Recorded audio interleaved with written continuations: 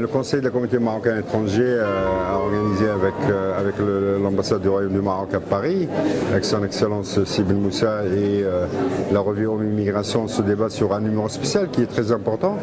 C'est à ma connaissance la première fois que cette revue consacre un numéro aux diaspora marocaine qui a été coordonné par un chercheur franco-marocain, Rachid Alaoui.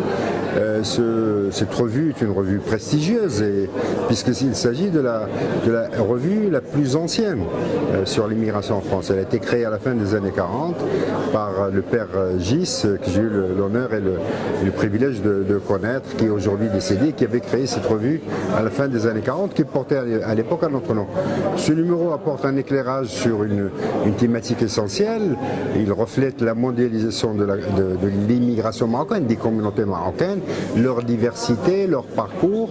Il pose une série de problématiques qui me semblent essentielles, d'ailleurs qui doivent faire l'objet de discussions encore plus approfondies, qui doivent continuer, puisque peut-on parler concernant les Marocains du monde de diaspora ou pas, c'est une discussion encore ouverte. Je crois que ce débat a permis rapidement de présenter cette revue et ce numéro spécial aux participants. Il a permis d'enclencher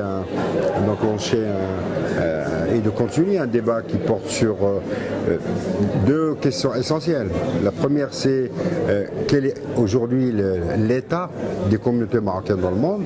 C'est une question sur laquelle nous discutons tout le temps.